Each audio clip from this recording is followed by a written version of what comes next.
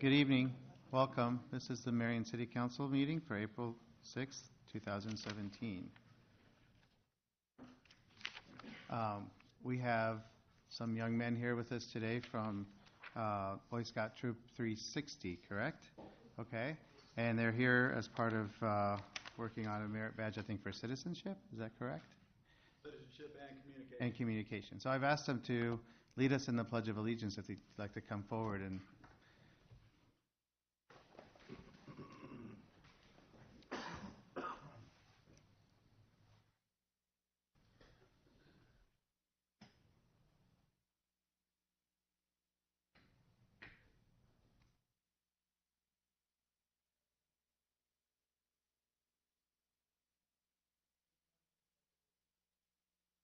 pledge allegiance to the flag of the United States of America and to the republic for which it stands, one nation, under God, indivisible, with liberty and justice for all. thank you. Roll call, please. Mr. Draper. Here. Ms. Etzel. Present. Mr. Spinks. Mayor Abou-Osley. Here. Mr. Brandt. Here. Mr. Nicholson. Here. Ms. Pazor. Here. Thank you. At this time, we have our moment of silence.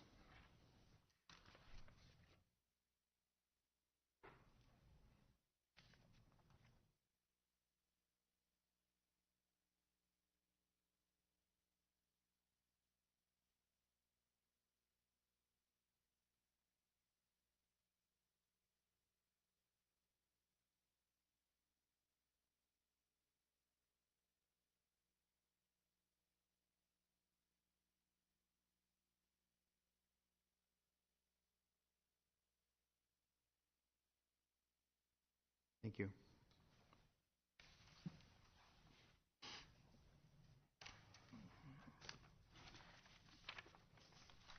This time we have time for citizen presentations or comments. Anyone here to address the council? Sir?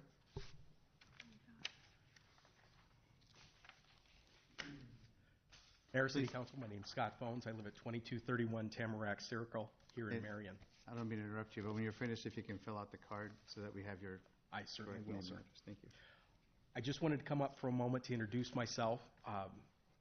I am going to be running to be your state representative in 2018 to take Ken Reiser's spot. I'm actually from the area. I grew up in Tipton, graduated in 1983. And for those of you who remember that, that was a time when Marion was still part of WAMAC. So I came up here as a high schooler, and we had our rear handed to us every sport, I think except track. 4 years in the Air Force, have an undergraduate degree in U.S. history, an MBA from St. Ambrose. I kind of lived around the United States in a number of different locations. I was overseas. When I was in the Air Force, I supported the U.S. Embassy in Ankara, Turkey. I was at Heraklion Air Station, Crete, Greece for 2 years. And I got recruited back here in 2000 to work for Aegon, and I worked for them for 10 years. And then I transitioned over to the city of Cedar Rapids, where I'm doing project management, running their asset and land management systems.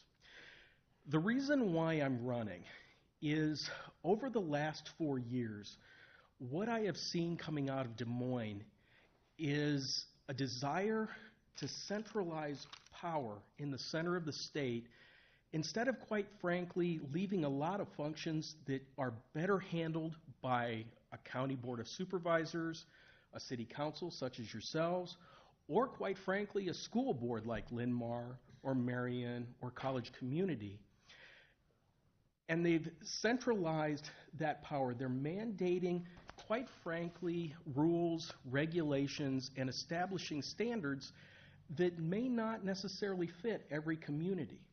And it isn't something that's popped up in the last 2 months. I know that would be something convenient to say, but it's been longer than that. And I'm running because I generally believe that the best regulations are the ones that are established by the governing bodies that are closest to the people of that community.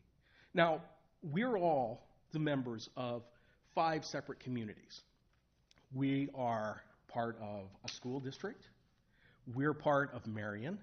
We're part of Lynn County. We're part of the state of Iowa. And we're part of the federal government. We are Americans. And each body has a certain responsibility that they need to fulfill for regulation, and that's absolutely fine. But what happens is that occasionally one body will overstep their bounds. And that's what we're seeing in Des Moines. And that's part of the reason why I'm running for the Democratic nomination. There'll be a primary. Molly Donahue is running also. But really what I want to do is I want to make sure that I'm returning the power that's appropriate for the city council, that's appropriate for the school board to address their local conditions to them as opposed to centralizing it in Des Moines. I've been here a long time. My family's been here even longer. My father runs Smitty Shoe Repair and has been here since 1983. I've got one child that graduated from Marion. I've got one child that graduated from Linn-Mar, and I have another one that's still in the Linn-Mar system. So I'm vested in this community. I'm vested in what happens both at the school level, the city level, the county level, the state level, and the national level. And I just hope that I'll get the opportunity to visit with all of you and learn more about what your concerns are.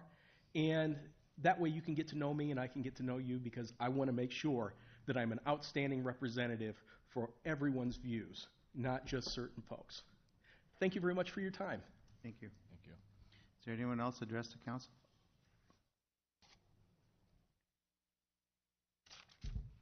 Your Honor, I do have a question.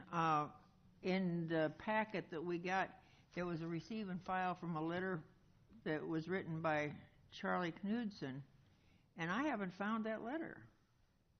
Was it in the packet?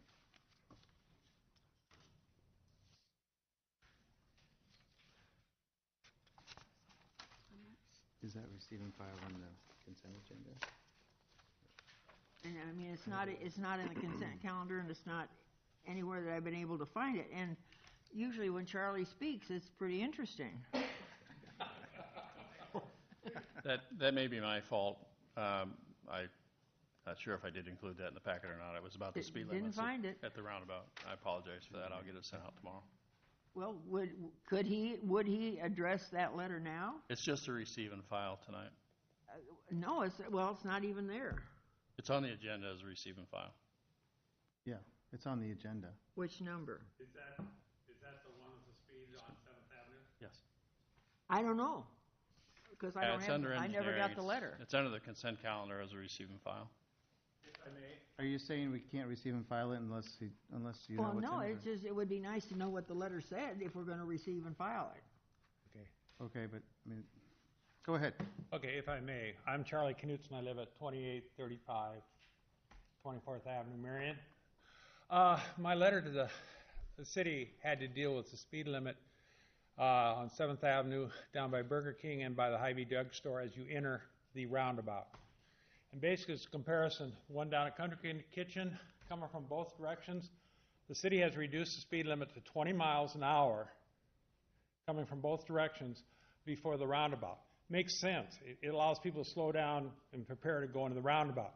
Speed limit on the other end of the town, which is actually it's a little bit tighter depending if you're heading east, it's still 35 miles an hour. And my letter was basically requesting that the 20-mile-an-hour entrance speed from both directions also be applied to that roundabout as well for safety reasons. That's So the letter was forwarded to the city engineer, and then we receive and file it, then they will look at it and come back with a recommendation, correct? It's going to TAC. Right, it goes to TAC and then it comes back for a Well, recommendation. it just seems more fair that if we're going to receive and file something, it would be nice if we knew what we were receiving and filing. Thank you. Okay, thanks, Charlie. Anyone else to address the council?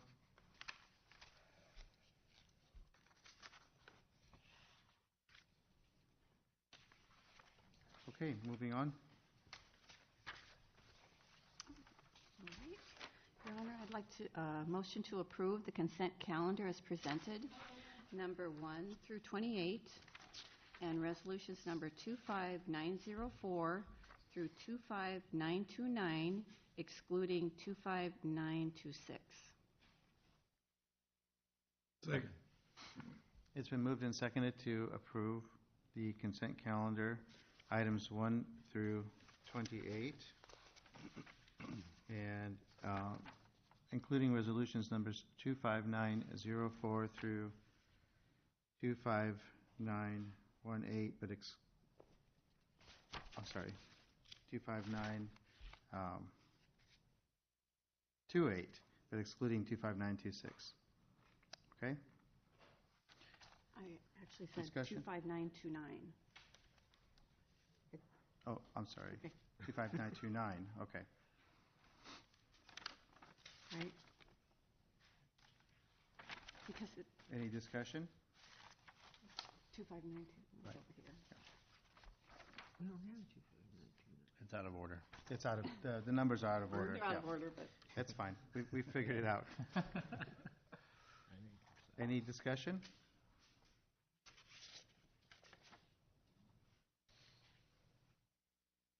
None?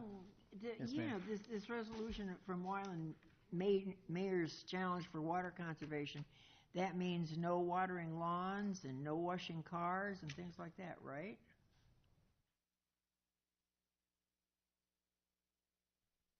It's intended to be voluntary participation, just for people to observe that and realize that across the nation that there are areas that are challenged for water. Both our stormwater coordinator and the water department have reviewed that and recommended that Marion be a participant in it. As you know, the water department has continued to expand their use of wells going into a different aquifer, because the Jordan aquifer that we are pulling water out of is drawing down faster than expected, and the water quality isn't what it used to be. So I think Todd felt that it was appropriate for Marion to participate. Thank Okay. you. Yeah. Any further discussion on any consent agenda items?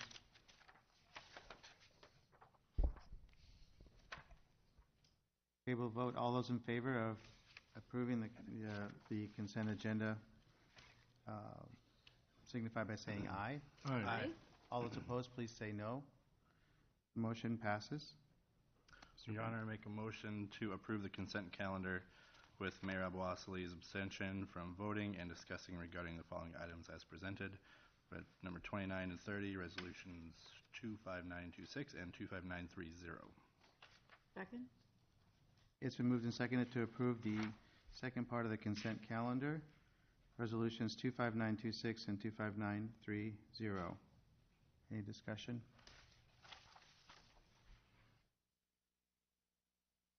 That 61,000 for the DNR engines and machine, that is what their moving cost came up with?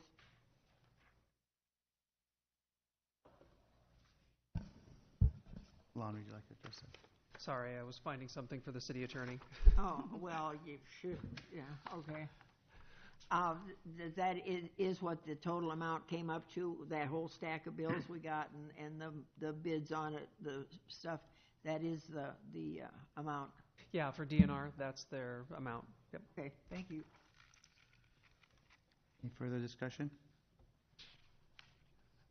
All those in favor of the motion to approve resolutions numbers 25926 and 25930 signify by saying aye. Aye.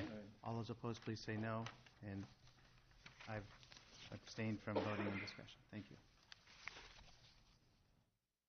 Your Honor, I'd like to recommend approval of resolution number 25931, approving the IDO improvement review for property located at 1138 and 1144 7th Avenue per ordinance 16-15 Central Corridor interim development for Baker Financial LLC.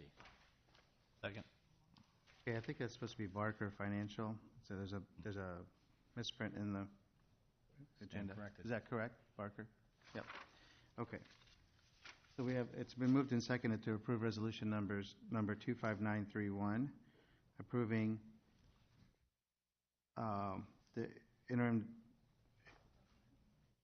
development ordinance improvement review for property located at 1138 and 1144 7th Avenue. Barker Financial. Discussion?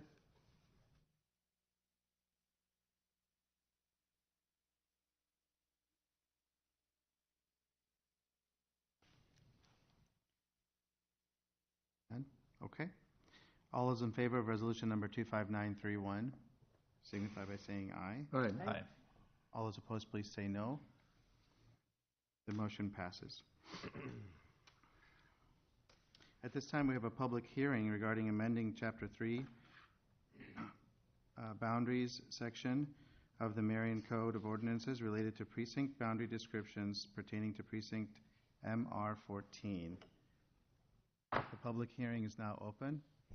Can we have just a short synopsis of this for the people who weren't here on Tuesday? For our visitors, the Boy Scouts, a lot of the discussion happens on Tuesday at our work session. Anyway, I just wanted you to know that. So, go ahead. So the public hearings regarding an amendment to our precinct boundaries related to a recent annexation out off Albernet Road. So the property that was brought in for the scenic project located north of East Robbins Road, west of Albernet.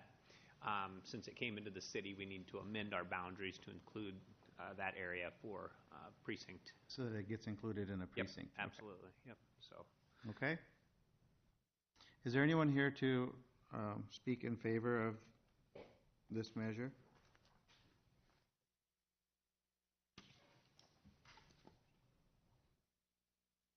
Okay. Is there anyone here to speak against this measure?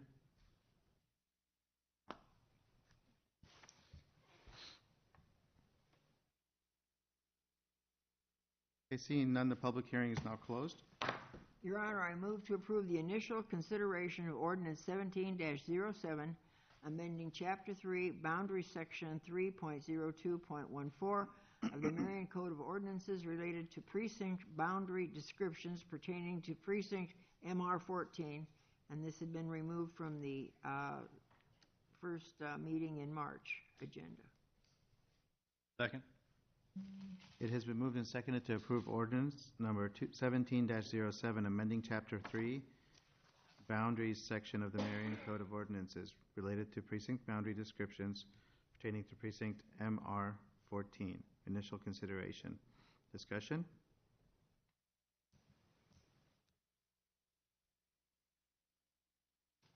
Shoot, I can remember when we only had how many precincts, and now we're up to 14. That's scary. You remember one? Yeah. Don't we, Paul? I remember. Okay. If there's no discussion, then we'll vote. All those in favor of ordinance number 17-07, please signify by saying aye. Aye. All those opposed, please say no. Motion passes.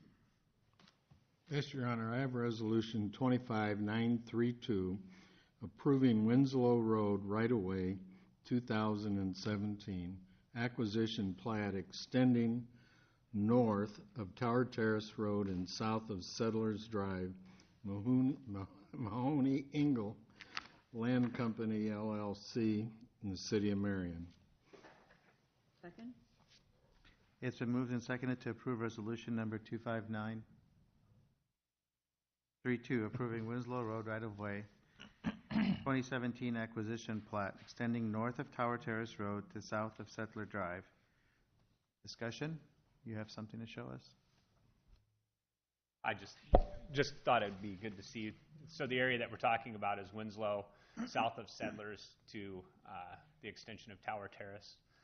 So it's the area in red. So we're just getting a dedication, really, of the right-of-way so that we have the appropriate property under control and it can be open because it is completed. So this is just another step in that process. So as you'll recall, we had an acquisition plat for the parcel that goes through between the stadium and Excelsior that came through, I think, at the beginning of March. So we'll get all the right-of-way in place, and as the improvements come online, we'll be able to open the road.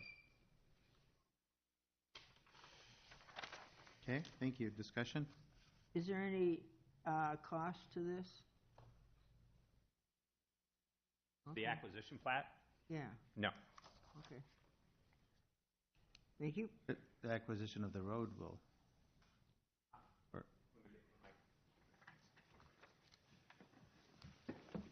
Generally, we get the dedication of right-of-way from the developer as they final plat. So as the council knows, as generally the city doesn't build new streets. It's the developers that develop property that build the street to our standards, and then we accept it through a dedication at the time of final plat. Yeah, okay.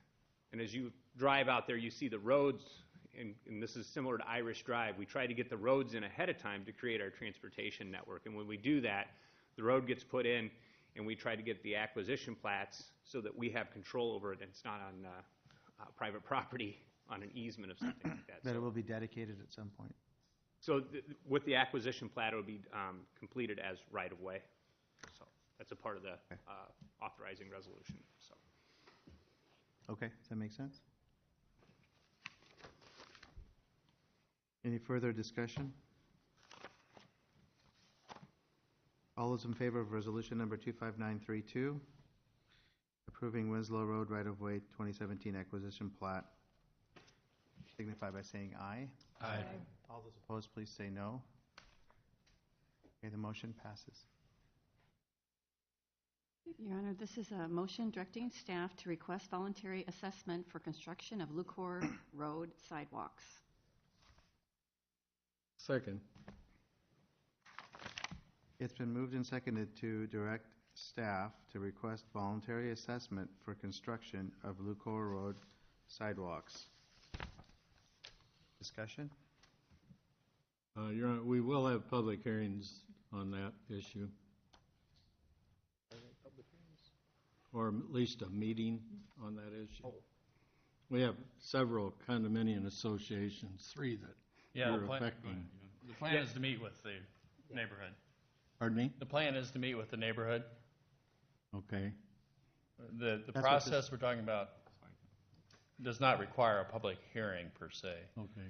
Well, we could have meetings. Absolutely. But that's what this motion is for, right? Correct. So what we'll do is we wanted to ensure that the council was supportive of going forward with the and requesting the voluntary assessment agreements as a part of the project before we started setting up meetings, and we just wanted to make sure that the council was on board with that. As we talked about on Tuesday, when the developers built the projects, a part of their final plat and memorandum of agreement is that the sidewalks would be placed at such time the city council passes a resolution of necessity, or at such time Lucor Road is improved to full standards. So that's the Lucor Road project would require that to happen.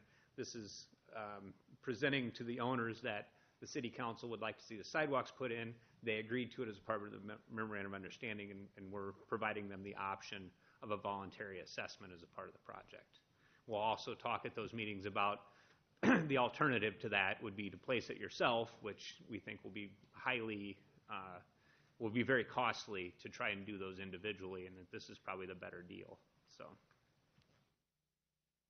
but we do plan to have a process to meet with all of those that are impacted and have that conversation. So, Councilwoman? Well, as of the Tuesday meeting, I got the impression that a lot of these sidewalks go nowhere. You know, it's the impression I got Tuesday. Certainly, there's just like a piece here and a piece there, and you know, I wonder if maybe this should be put off until the sidewalks went to someplace. Like, for example, the engineer said that the sidewalks would not cross the bridge because it wasn't built for sidewalks. Well, okay, the sidewalk goes up to the bridge and stops. What do? Swim? Well, currently I can assure you that people walk there now, and this will at least get them off that street segment until they get to the bridge. There's also only about maybe 300 yards between the end of, well, between the bridge and 35th Street, or I guess it'd be Lucor to the roundabout, but Lucor at Indian Creek Road picks up with trail all the way through and down through the entire community. So, I mean, this would definitely provide a much safer passage from from Hunter's Ridge south to at least the bridge, and then be able to get to the Lucor Road trail that exists at Indian Creek Road. And I would contend, And we argue this a lot in the planning department, is if we continue to put off sidewalks until there's a connection, we will never have sidewalks to connect to. So we've got to continue our progress. And Now, what if the people in that area are absolutely against it? Are you going to listen to what they say, or is it just full speed ahead? well, I think that's the council's would direct us to proceed on whether they want to see it or not.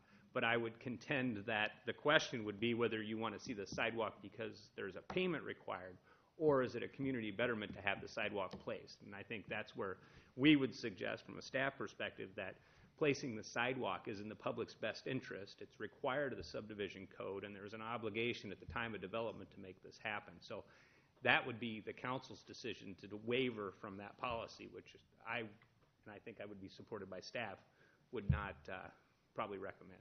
Okay, well, the reason I brought this up was we've got a bunch of young men out here who are interested in government, right? And it's kind of necessary, I think, to explain further what some of this stuff is, so they don't just look at it and listen to, oh, okay, we're going to pass this and we're going to pass this, but they don't know what's being passed. And this is just an information type thing for you guys. Okay? Okay. Other discussion? I have a question. So I would assume that the final plat, when it was, so you gave them basically variance so they don't have to do the sidewalks when they final platted it, correct? It's deferred within the memorandum. Deferred, okay. Yep. So I would assume that would also be in the covenants for the different associations. Would it be in there? I guess that's my question. Not necessarily. No? I don't think that would necessarily be in the covenants, but it would show up, it's of record, it would show up in their abstract.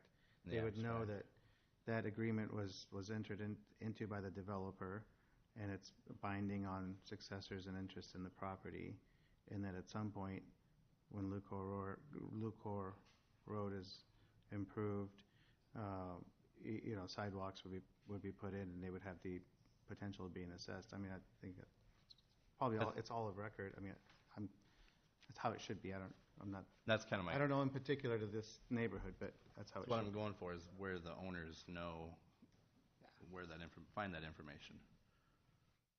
That was It's in the memorandum of agreement that's recorded with the final plat.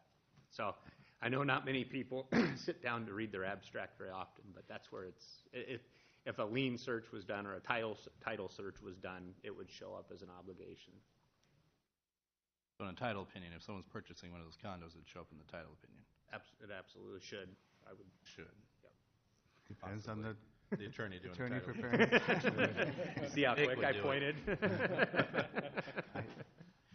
I would note it.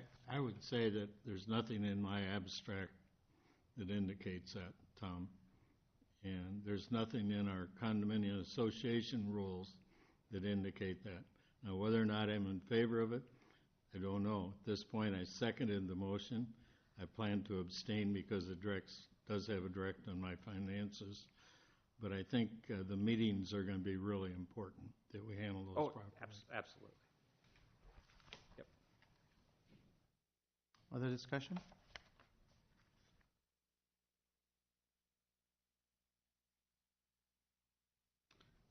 Okay. All those in favor of the motion to direct staff to request voluntary assessment for construction of Lucor Road sidewalks, please signify by saying aye. Aye. All those opposed, please say no. Motion passes. One abstention, please. Okay, we have one abstention, sorry.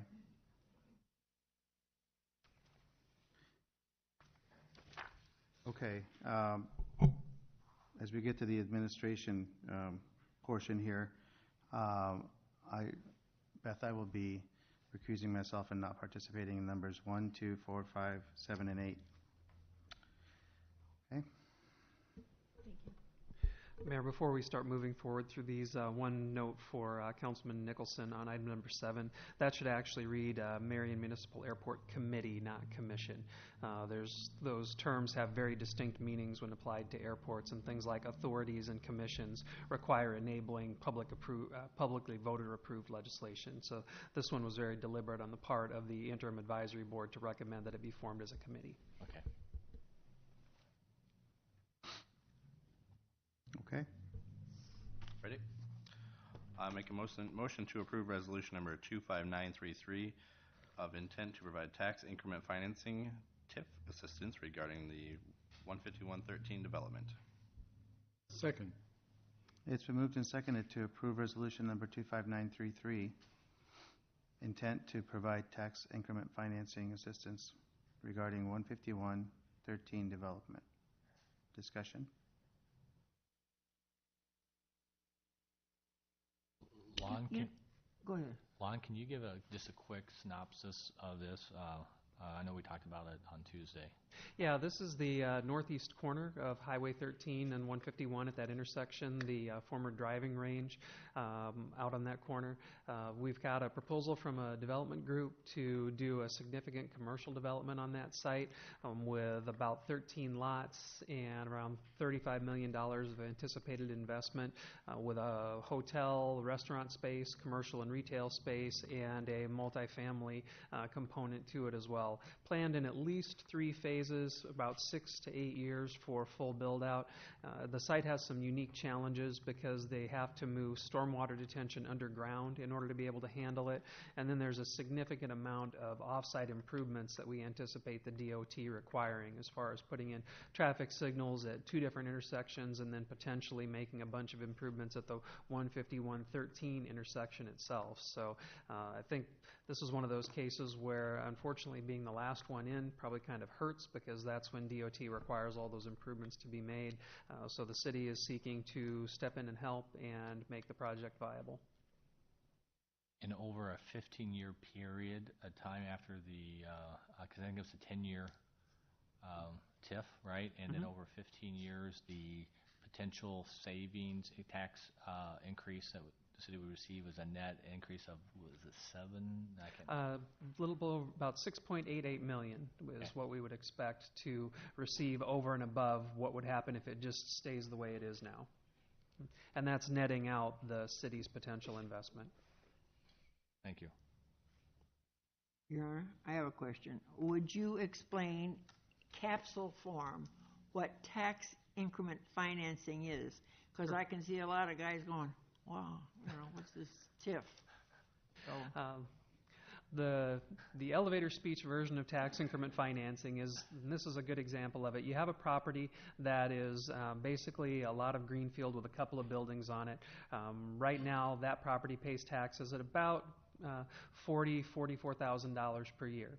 Well, if you go in and you do a lot of building projects on it, there's a big increase in the amount of property taxes that are generated. That's the increment. And the city has the ability to create a tax increment financing district which says, okay, right now this property is worth $100,000.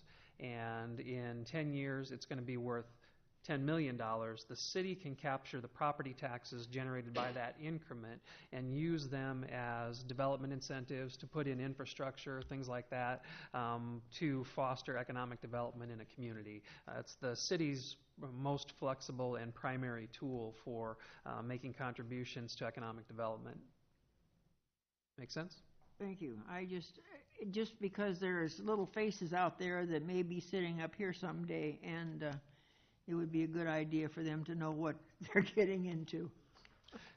I have an almost endless list of acronyms I could go through. If I imagine. Sure. Thank you. Any further discussion?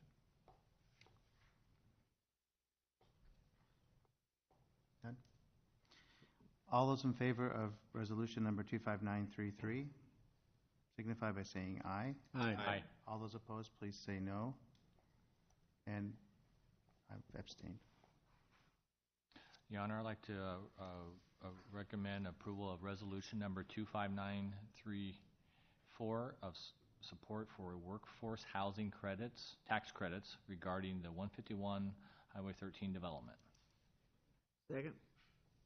It's been moved and seconded to approve resolution number 25934, supporting workforce housing tax credits regarding the 15113 development. Discussion.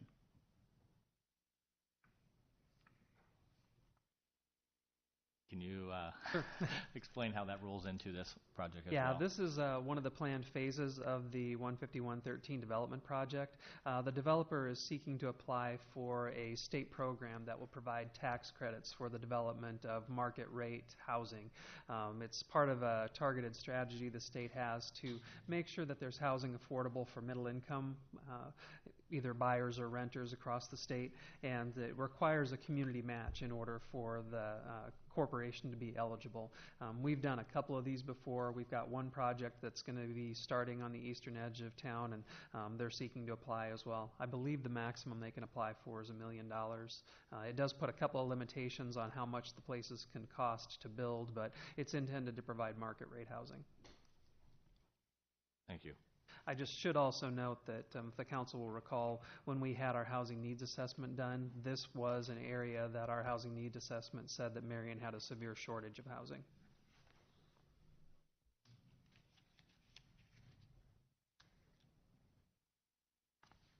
No further discussion? All those in favor of resolution number 25934, please signify by saying aye. Aye. All those opposed, please say no. And I abstain. Your Honor, I move to approve Resolution 25935 of intent to provide tax increment financing assistance to benefit Limolink. Second. It's been moved and seconded to approve resolution number 25935, intent to provide tax increment financing assistance to benefit Limolink. And we have a presentation on the project. And I would just note before Mr. Glue starts that you'll see that this resolution is written in such a way that it says to benefit Limolink. I think that's our expectation that the company is going to form a corporation to hold the building, but Limolink will ultimately benefit from it. But it may not be Limolink itself that actually It signs may be the a related agreement. entity that's going to do the project. Okay. Yep. Now, are they currently located at the old Berthel Fisher building? Correct, yep, and I'll touch on that in just a moment. So that this is going to be a considerably larger facility. Sure, and I guess while you bring up that topic, and Nick Glue, President of Marion Economic Development Corporation, this is a project that's facilitating the expansion of the location where Limolink is currently located. They've leased that property. When Berthel Fisher was located in that building, they were also a tenant.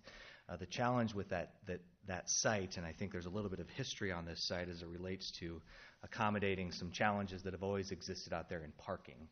The facility itself, when you look at the employment base that has been housed there, and when you look at the employment growth that's projected for companies such as Limolink, they cannot physically accommodate the needed parking on that site. And I think, again, predates myself in this role, but I think staff has been well aware of various attempts to try and add parking on that site that's just not feasible at that location. That's really one of the many reasons that's prompting this project. Does that answer your question?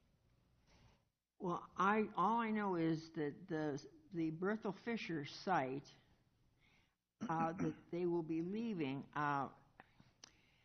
was the site of the house that my father and mother lived in first when they first got married. So it's a very historic place for me. Well, it might be available to lease if you'd like to. Can I get a TIF? Here this evening on behalf of Limolink, their development partners, Hunter Companies, to just give you a brief overview of this project as the TIF process kind of initiates starting tonight. I know you had some background on the project and what the City of Marion is proposing from an incentive standpoint on Tuesday. I tonight just wanted to give you a little bit of a snapshot about Limolink as a company, You can see they've been in business for about 20 years, since 1998. Here in Marion, I think sometimes people don't realize the scope of this company, just because they're kind of in a location where they're a little bit off the beaten path, but in all reality, they're a very significant employer in our community, currently employing about 160 individuals. And then people often ask, just by the nature of what they do, well, how many of those are their drivers?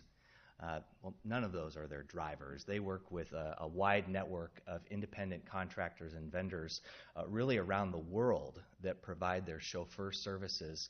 I was actually talking with their company representatives just earlier this week, and year to date, they've already dealt with over 800 vendors around the world that they utilize to deliver the services that they coordinate here from their location here in Marion. So they serve what they call 590 different markets in 100 countries around the world.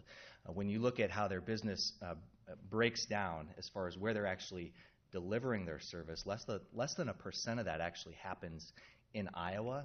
You can see 87% of their business is spread out across the United States, and then 13% of it around the world. So with this project, they're projecting to add 45 new jobs in this community over the next 3 years. They're projected to be great paying jobs in excess of $40,000. The total investment in this project is $7 million. When you look, probably if you're looking through some of the information that the city manager provided, you'll see that the building itself, the valuation is projected to be about $3.25 million. But there's a lot of other things that they have to purchase and buy and install in that. So that $7 million number is really a significant investment in our community that we should be proud of. And really this project accommodates not just their growth needs today, but well into the future, and we'll show you that. I guess I'd encourage you, if you want to learn more about LimoLink, their website is a great resource for that. And that's what this picture is from. You see a picture of airplanes. They're not necessarily the flyers of airplanes. They're the people that coordinate all the logistics once you get on the ground. So think of somebody that needs to go somewhere, and then when they're on the ground, they need to get places. So a lot of times these are company executives around the world. LimoLink handles all of those logistics in moving kind of the people assets of companies in different locations around the world. So I wanted to point that out just because if you want to learn a little bit more about the company, I found that's a great place to do it. So the project site that they're looking at is in the Marion Enterprise Center. This is kind of a zoomed out view of that. Hopefully you can see on the right-hand side of the page where they've rendered in their project. It's located immediately north of El Plast. This image has actually been updated. You'll see that initially showed a little bit of a gap. The site plan has actually been tightened up, and it'll be right next to El Plast. We'll show that in a minute. Again, this is just conceptual in nature to show you how the site lays out. There's an initial phase of the project that will be constructed that's just in excess of 30,000 square feet, with a potential addition of more square footage in the future as they continue to be successful and as we hope happens, their company continues to grow. This is the site plan that's actually been submitted to Planning and Zoning and will actually be at Planning and Zoning next week. So you can see phase one of the project is technically it's 30,029 square feet. Just off of you can see Enterprise Drive, which again is just immediately north of the airport. Eventually, if phase two of this project happens, unless other development also happens out there, that's when we would seek to really complete the extension of Enterprise Drive, as always has been planned north to Marion Airport Road. This is a current concept rendering of the building, and like any project that happens in the Marion Enterprise Center, planning staff reviews it to make sure that the design of the building fits with the zoning and with the design guidelines that are in place out there. We feel really good about this project. You can see the back side of the building. They're really working to design kind of a space for the employees out there, so that's a nice amenity for their folks. Moving forward, this is probably not going to mean a lot to you. It's a floor plan kind of looking inside the building as far as conceptually how it would lay out. Lots of folks obviously working in this building. This is something kind of following up on the city manager's comments regarding how TIF works. I've shared this model to you in the past and modeled this project through it so that you can visually see kind of the generation of tax revenue on this project. So What this does is in year 0, that's the first column to the left where all of the bars are flat. Basically what that's representing is that piece of ground as it sits out in our industrial park today. That's the tax revenue that's being generated by that property. So I can tell you that each year, we actually, Medco Holding Company, is paying taxes on that. We pay about $600 to the city and $700 to the school districts, and that's what you get on a bare piece of ground, right? It's an assessed value of about $40,000 to $50,000. Even with, so the TIF incentive that's being proposed is what's represented in the gold bar. So you can see that how this is proposed is that the incentive is more in the initial years and scales down over a period of 10 years. You can see that even despite that, in the first year, this is in the Linn-Mar School District, so this project would generate about $15,000 in new revenue. In year 1, even with a 90% TIF in place, to the city of Marion, it's just over $10,000, and then those numbers just keep going up as the TIF incentive scales down to a point where the revenue from this project alone will eventually be a little over $50,000 a year for the school. So I like to look at these projects and say there's a good part of a teacher's salary. So I think as you try and relate this to real dollars, obviously, as you've seen, we've used this tool to illustrate that in the past. So I know that you guys have been briefed on kind of the numbers behind it, but I just wanted to be here tonight to answer any questions you might have. Thank you. That was very helpful. Any questions for Nick? Well, basically, when LimoLink first approached the city, they and Rockwell were the two reasons that I voted that we get involved with the airport, because they said, gee, we'll give you lots of business. And so hopefully that follows through. Question? Yeah, Nick, I think on Tuesday, Lon mentioned something. They were interested in having trails put in. Yeah, so the long-range plan of the Marion Enterprise Center always kind of illustrates how we would long-term create a well-connected system within our park that then ties in. I mean, since then the city has developed some other park assets, and so what Medco Holding Company intends to do as part of this is we will build out the component of our kind of internal trail network that's around the pond that we have out there. Mm-hmm. They did initially ask for kind of the whole trail network to be built out. That's something today that unfortunately just isn't feasible, but obviously will continue to happen as other development occurs, and eventually it will be a nice, well-connected network out there, yeah. Okay. Any other questions? It's a great project. I think we're Yeah, I don't have any questions, but I'll give you a thumbs up on Medco's part. It is a great project. Yeah. Yeah. The visibility from the highway will be much better visibility than they have out there, correct? Yep. The northern section of the Marion Enterprise Center has always been designated, that's what we call Tier 1 ground. And as far as from a usage standpoint, it's always intended for more office-type users. So they continue to be nicer, higher-quality buildings. And just personally, as we have been marketing that site, that section of the park has always been the piece that, we know that there's good office options around from time to time for smaller companies, and you just don't see as much of that kind of activity. And so I think having this first office project is going to be a big momentum boost, I think, for that entire portion of the park, and be a good first win for the community in that regard. So, any other questions? I think a real plus, I was really interested in their trails and what Medco's done, what the city has done, but the trail along the old railroad right-of-way is a great trail. And I snuck around the barricades the other day to Waldo's Rock Park again and saw quail, pheasant. The geese, of course, are there. A lot of deer have been around that pond, which we do have a trail around. And I think that it's a great thing that they're thinking of their employees having something other than a workplace. So I think that's great. So this is a project that obviously, we continue through the due diligence process. This request is obviously, part of that process, but we feel positive about the current trajectory of the project. Okay. Thank you, Nick. Okay, any further discussion on resolution number 25935?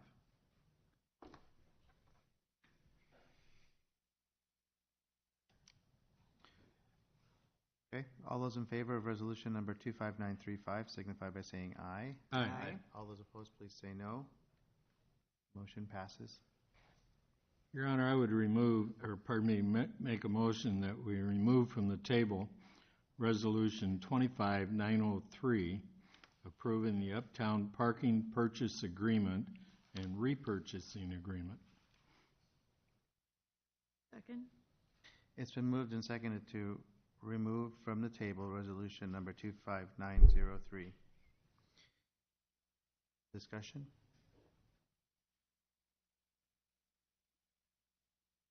All those in favor of removing resolution 25903 from the table, please signify by saying aye. Aye. All those opposed, please say no. And I'm abstaining. Do I need to read mine? Yes. Okay, Your Honor, this is, I move to approve Resolution Number 25903, approving the Uptown Parking Purchase Agreement and Repurchase Agreement. This was tabled at March 23rd, 2017 council meeting. Second. It's been moved and seconded to approve resolution number 25903, approving the Uptown Parking Purchase Agreement and Repurchase Agreement, which was tabled at a prior meeting. Discussion. Mayor, I just wanted to update the council on where we were at with this. Since this affects the building that our current city attorney works in, we do have a different attorney that we're working with to advise the city on this matter. Visited with him late last week, and there were a few items in this that he has proposed some changes back to the development group. So you really have two options for council tonight. You could approve it subject to the recommendations of our outside attorney, or the council could choose to table it. But the last time we tabled it to this specific meeting, so it needed to be removed from the table tonight in order to move forward. I have not heard it back from our attorney as of 5:28 today on whether or not the development group had approved the recommended changes that he had proposed back to them. So I would leave it up to council which direction you want to go with that. If you're more comfortable being able to physically see the agreement and want to have a chance to review every piece of it, then I would recommend tabling. I would say tabling. I would say table. Somebody want to make a motion? I make a motion to table resolution number 25903. Do we want to say the next meeting? I would leave that open just Okay. in case for some reason we don't hear back by the next one, so we don't have to go through right. this exercise again. Well, doesn't that have to be voted on before it's retabled? No, you've done a motion to remove it from the table. You've opened it up for discussion and action. You are free to do a motion to place it back on the table.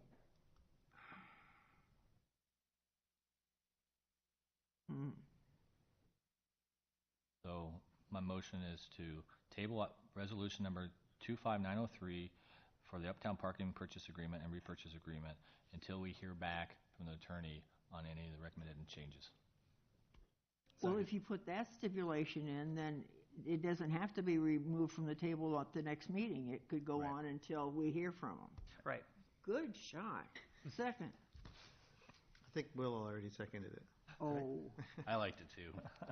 Okay. Are we amending 25903 with that motion? Is that our intent? I think you're tabling it. Just tabling it. No, you would not be amending 25903. But we had a motion and a second on it, and I don't know how we can do that. I would think it would have to be voted on, and then if it was voted positively, then you could move to table. That's what I'm thinking, yes. Well, if you vote, just hang on a second. If you vote positively on Resolution 25903, you're approving it without hearing the recommendations from our attorney. So you don't want to do that. So what you would want to do is approve the motion to table, and then if you're concerned about having an open motion out there for a motion and second, which placed the item for discussion so I could brief you on it, then you could have the person who made the motion withdraw the motion, and it would no longer be sitting out there as an uncompleted action. Bingo. I think we need to remove the motion, and whoever seconded it, if they are so willing. Who did that? Who did the second on the approval? Okay. Do you want me to I did? I'll remove my second. And then the motion, I think, can move forward. So you want me to Table. do the Now you vote can act on the motion to table. Okay. Do the Any motion. discussion on the motion to table? Nope. All those in favor of the motion to table resolution number 25903 until the city has heard back from the city's attorney, signify by saying aye. Aye. All those opposed, please say no. Okay, the motion passes and I've abstained. Thank you. Me? Yes, sir. Your Honor, I make a motion to receive and file department head pay for performance recommendations effective April 1 of 17. Second? It's been moved and seconded to receive and file department head pay for performance recommendations effective April 1st, 2017. Discussion? Yes, Your Honor, I would like to be able to meet in an executive session to discuss this particular motion. Okay. So today we're receiving and filing. Yeah, And then- underneath the city's personnel policy for pay for performance recommendations for department heads, the city council receives and files it, and then they take effect 30 days after that. The personnel policy does not allow for the city council to have a role in the evaluation of department heads. That falls to me. So to do anything like that, there's a couple of things. One, you cannot enter into executive session to discuss any department head's performance without their express permission to do so, and you would have to then further alter the personnel policies to allow the city council to be able to do that. Well, the thing that bothers me is that this is just receiving and filing and just handing the city manager carte blanche as far as what the pay for performance is. And it really bothers me because when these folks signed up to work for the city, they had a job to do. And what you're saying is, okay, you get 5% of your salary, which is not a small amount for most of these guys, for doing your job. And when there's an awful lot of people who live in Marion who are not even getting cost of living increases, and God knows anybody on Social Security isn't getting a cost of living increase, it just seems kind of tacky, to put it mildly. Lon, if we receive and file that, does that not come back for a vote? No. Right, it's the personnel policy says that the city council is to receive and file it, and it becomes effective 30 days after that. And, to Councilwoman Pazur's point, I have to go through this. This is, the personnel policy requires it. Every year we meet with the department heads and we set performance goals. They don't just get a pay increase for showing up for work or continuing to do their jobs. There are activities that they undertake every year that are mutually agreed upon by the employee and the city manager that are actions that are intended to support the strategic plan that the city council provides for us, and then we set performance goals and achievement goals based off of that direction of the city council. So for a department head to just come in and show up for work every day, they're not going to earn a pay for performance increase. They don't get a cost of living allowance. They don't get step increases like union employees may be eligible to receive based on years of service. This is their one and only opportunity every year to receive an annual pay increase, but it's something that they definitively have to work every year to earn. It's not just something that they get just for showing up and doing their job. Well, I guess my objection is, first of all, the insurance is paid pretty healthily for. They get a car allowance. They get a cell phone. They get, there's one other thing. Anyway, and it just, I don't know. I hear from a lot of people that, wow, look at, get with the city and you make money. Well, okay, that's fine, but still, there's an awful lot of people out there in this town that are retired that do not get cost of living increases because Social Security hasn't given one for years. And I guess that's who I basically represent, and I'm trying to take care of my folks. Not that you guys don't do a bad job. Well, Different reason to ask. I want to include the council. I want to get on your list. I thought your performance reviews happened every 4 years. We're judged every day, Lon. I'm very familiar with that concept as well. Any other discussion or questions? So, Lon, you said it's the policy that was. Is it? It's the city's policy. Yeah, City council's policy that dictates. Yeah, it's the pay for performance policy as adopted by the city council. It's part of our overall personnel Which policies. says that you review the department heads and you make those decisions based on your working with them every day and yeah, it's the being able nature to of a city evaluate their work. It's the nature of a city manager city. City managers are the ones that are responsible for the daily administration of it.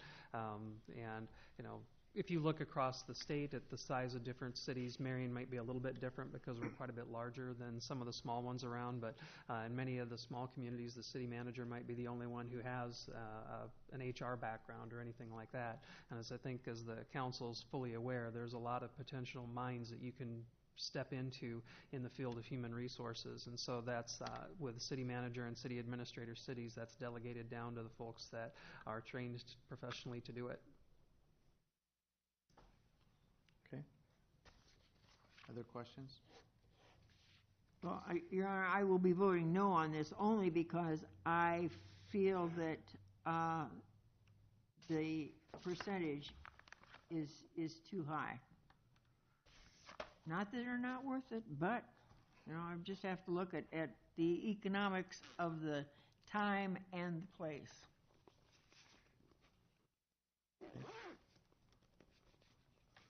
Further discussion? All those in favor of the motion to receive and file the department head pay for performance recommendations, please signify by saying aye. Aye. All those opposed, please say no. No? We have one no, and the motion passes. Mr. Nicholson? Your Honor, I'd like to recommend approval of ordinance number 17-08 relating to the establishment of the Marion Municipal Airport Committee for initial consideration. Second. It's been moved and seconded to approve ordinance number 17-08 relating to the establishment of the Marion Municipal Airport Committee. Discussion. How will those be named? It'll be like all of the other city boards and commissions. It would be a mayoral nomination, or if the mayor delegates that out to someone else for a particular reason, for example, the mayor pro tem could make the nomination with council approval. I will be asking Mayor Pro Tem to designate the committee. And in this case, the members of the advisory board had put together a staggered schedule for how long the initial term should last so that there'd be a rotation for members coming on and off. Will these members be from Marion, or is it going to be an area type thing? Oh. Hopefully they're just from Marion. I mean, because they're the ones that would have the most interest at heart. Yeah, I'm just going to pull it up so that I can take a look at the particular wording that was in there related to that. I believe when I drafted it, it was a requirement you be a citizen of Marion, but we'll have Lon confirm that. You say was or wasn't? Was. Was. I basically used a lot of the language from the other commissions to sort of set a kind of consistency between, or excuse me, the committees, to create some kind of consistency between them so we're not constantly trying to figure out the differences.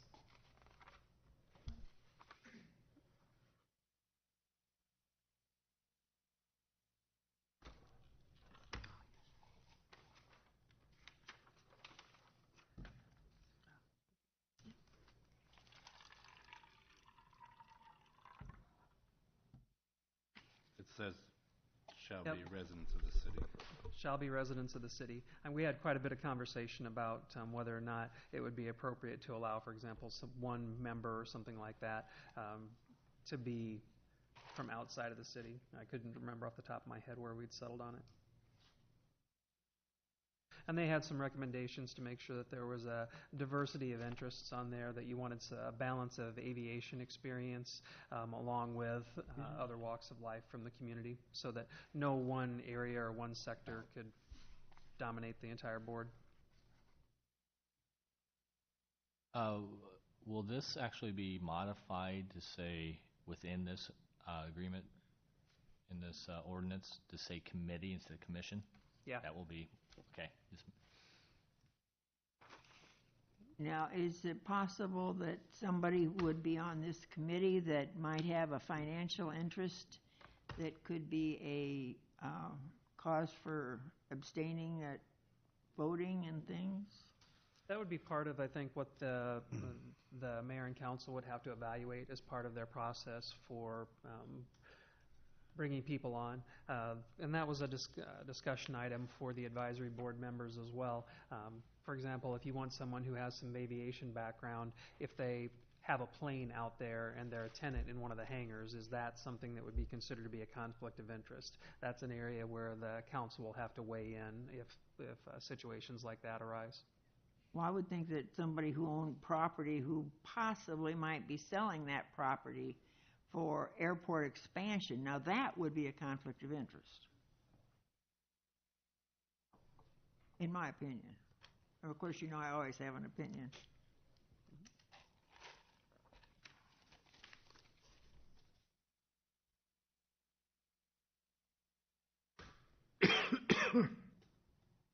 Other discussion?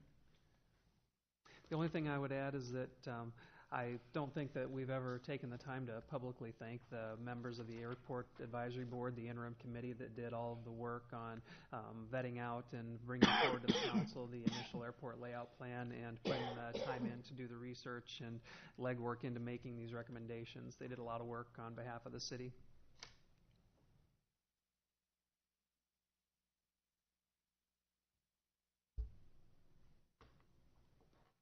Okay.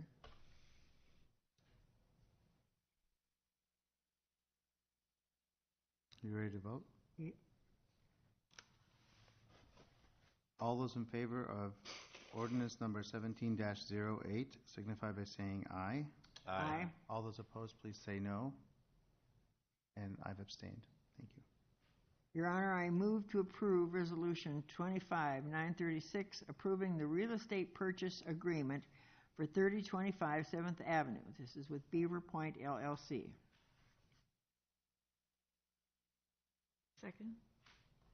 It's been moved and seconded to approve resolution number 25936, approving real estate purchase agreement for 3025 7th Avenue. Discussion?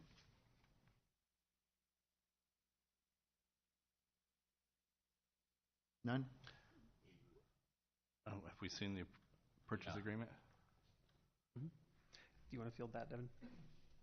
Yeah, we received it on Monday or Tuesday this week, and I forwarded it on to the city, so it should have been included within your the packets. I did review it, and it was a fairly straightforward standard contract.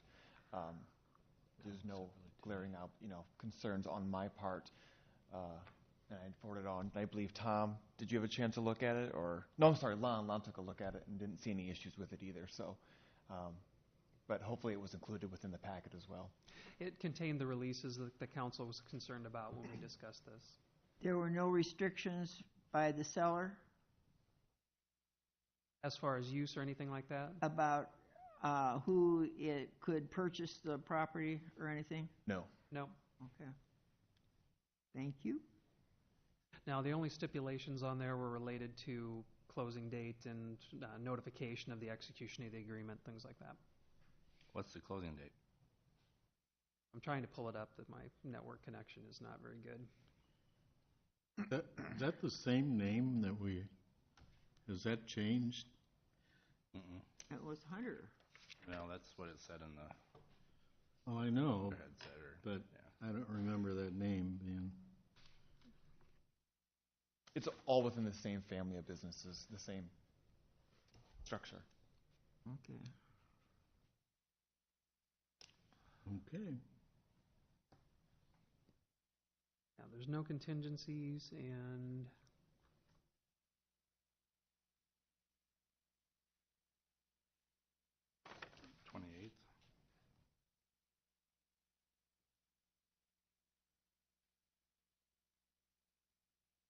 acceptance date is tonight.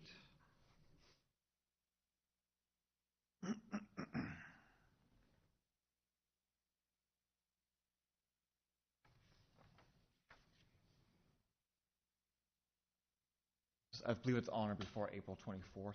Yep, April 24th. I just found it. What was the final number? 23 and 3/4 per square foot. 1,458,725. Thank you.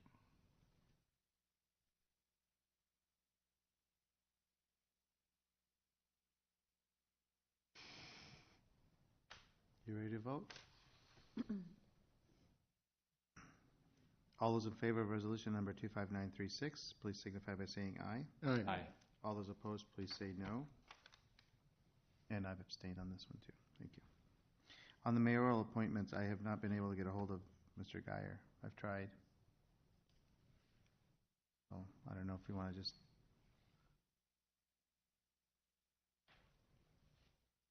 Cross them off. Pardon? Cross them off for tonight, I'd say. Yeah. So if Your we Honor, can, I concur with your appointments, excluding Mr.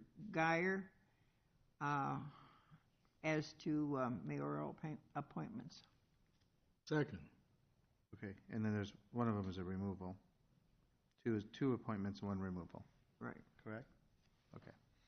So it's been moved and seconded to approve the appointment of Brooke Prouty to the Bicycle and Pedestrian Advisory Committee and Amy Hussle to the Parks Board and remove Pam Monroe from the Tree Board. And all these come with recommendations of the departments. But as I've been trying to do, is speak with the applicants if they're not being reappointed, if they haven't been on the committee already. I've been trying to get a hold of Mr. Geyer, and I think just we haven't been able to connect. So, okay. All those in favor of appointing Brooke Prouty and Amy Hussle and removing Pam Monroe from the tree board, signify by saying aye. Aye. Aye. All those opposed, please say no. Okay, motion passes. Council discussion. Well, I would like to thank the folks on the airport committees for their meetings and all the work that they've done to get to this airport committee.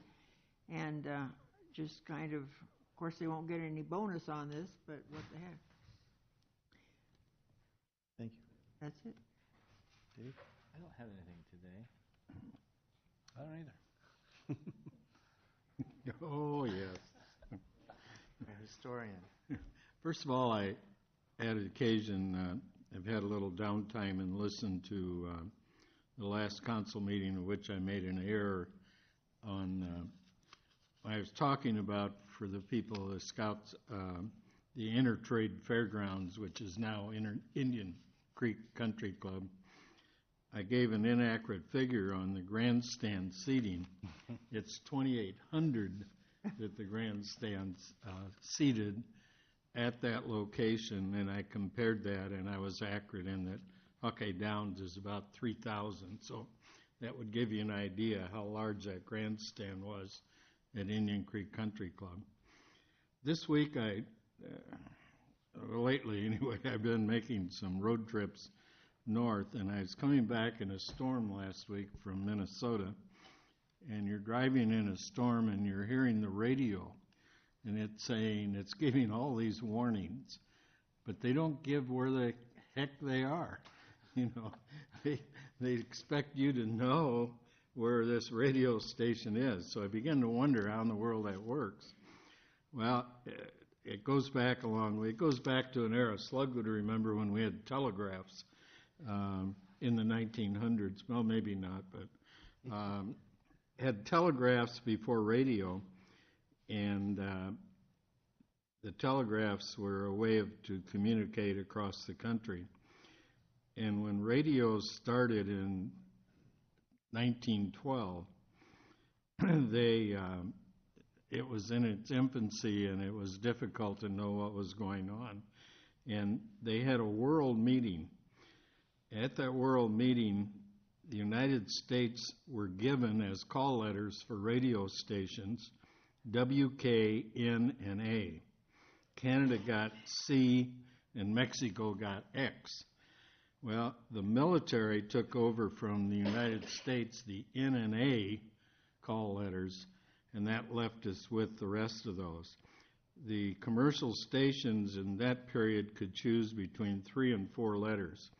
In 1928, television was mentioned for the first time, and all radio stations were required to go to 4 letters.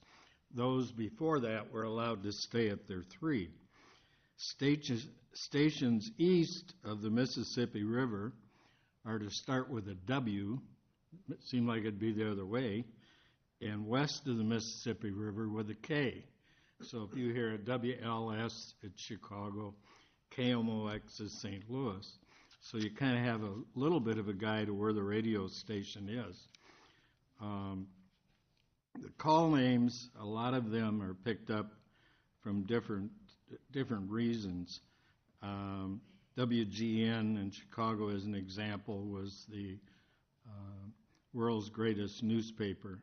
Many others picked up from where they went. KMOX in St. Louis picked up because of their riverfront area for barges.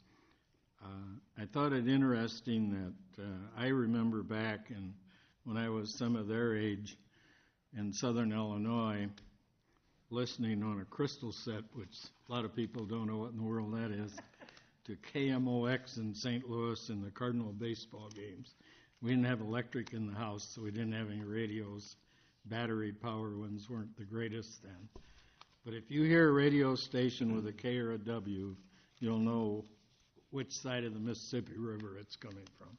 Except There are some, they allowed those who already were grandfathered in. In Des Moines and right. WMT in Cedar Rapids. You have a few like that, But radio is really interesting because of the power of radio stations. When there weren't so many, they were allowed more power.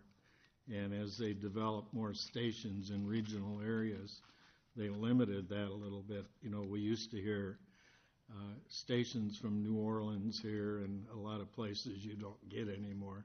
You have to struggle to get KMOX in St. Louis because their power has been reduced. But WMT was interesting. It started in a guy's basement, and you could hear it for a few blocks. Joe Spinks, with his shortwave radio, had more power watts than puts out every night than a lot of the radio stations. So anyway, that was my week. Paul, I'm curious, do you get most of your information about this stuff out of the set of encyclopedias you have at home? Because I know you don't use a computer. Yeah, well,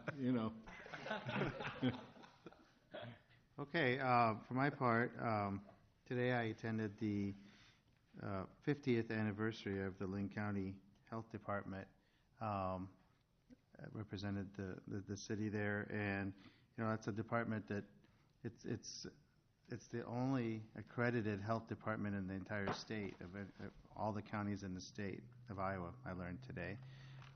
It's a department that's kind of quiet and behind the scenes, but they have a big impact on our quality of life, because every time you go to a restaurant, the fact that people are able to eat safe food in safe conditions, clean conditions, has a lot to do with that department, and they have a lot of impact on the general health and well-being of our community and the people in this county. So there were a lot of people there celebrating their 50th year. Last week, I attended the Uptown Commercial Real Estate Showcase, which was very well attended. Got to walk through some of the new businesses in Uptown, which was really very interesting to see the new dental office, which is just beautiful. The brick alley. I walked through the old Sword Pharmacy, which is now just gutted out, but apparently that's going to be done as a restaurant. A lot going on. It's good to see all or most of the dumpsters now gone. The artwork in the alley is all installed. If you haven't checked that out, there just seems to be a lot of things happening, a lot of good momentum. Hardly a day goes by that we don't hear about some good news about Marion. So I hope everyone is proud to be from Marion and happy with what is happening, and we continue to work together on solving any issues or challenges that we have, and give each other the benefit of the doubt and continue to work together for the prosperity of our community. So all I have for today. Your Honor, I move to go to executive session for discussion of land acquisition. Second. Okay, it's been moved and seconded to adjourn to closed session regarding land acquisition. Yes, Your Honor. Based upon the content of what I believe is going to be discussed, I do believe the council has the authority to go into closed session pursuant to Section 21.51J. Okay, all those we need a roll call vote. Please. Okay. Mr. Draper? Learning this. Yes. Ms. Etzel? Yes. Mayor Abou-Osley? Yes. Mr. Brandt? Yes. Mr. Nicholson? Yes. Ms. Pazor? Yes. Thank you. Okay, thank you, everyone.